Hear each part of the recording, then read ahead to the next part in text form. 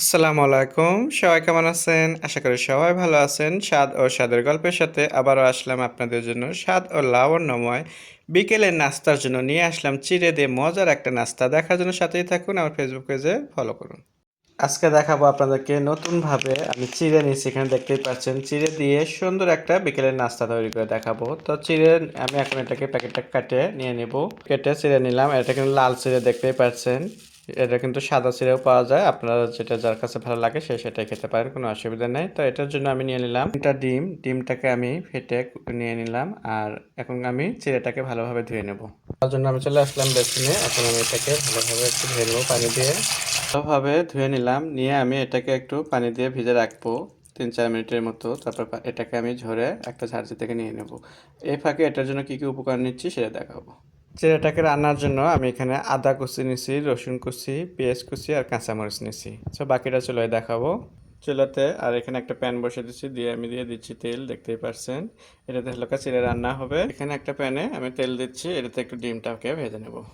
আমি দিয়ে দিচ্ছি তেলের ভিতরে পেঁয়াজ রসুন কুচি যেগুলো করে রাখছি এগুলো একসাথে দিয়ে দিচ্ছি। সাথে দিয়ে দিচ্ছি আমি এখানে স্বাদ মতো একটু নুনটা দিয়ে পেস্টটাকে সুন্দরভাবে এখন একটু ভেজে নেব। ঠিক আছে, এখানে আমি ডিমটাকে একটু ফেটে নিচ্ছি, এভাবে ভেজে নেব। ডিমটাকে আমি একেবারে ঝুড়ো করব না, একটু বড় বড় করে করব, সেই জন্য করে ডিমটাকে কিছুক্ষণ একটু আমি ভালোভাবে রেখে নিলাম। এখন এটাকে আমি ভেঙে ভেঙে নিচ্ছি এভাবে।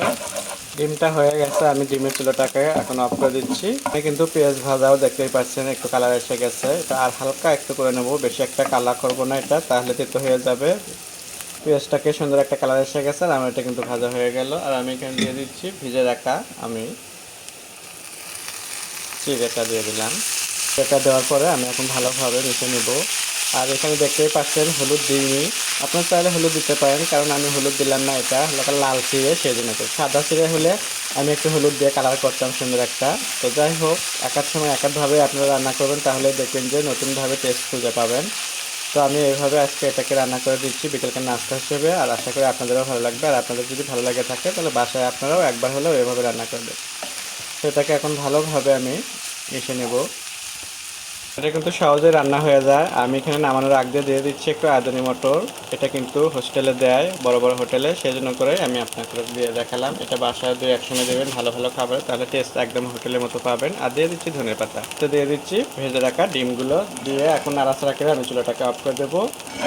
তো আমার হয়ে গেল চিড়ে ভাজে একটা মজার একটা নাস্তা বিকেলকে। আশা করি আপনারা খুবই সাপোর্ট করবেন আর আপনারাও বাসায় বানিয়ে খাবেন। নতুন নতুন ভিডিও দেখার জন্য সাথেই থাকবেন। সবাই ভালো থাকবেন। আল্লাহ হাফেজ।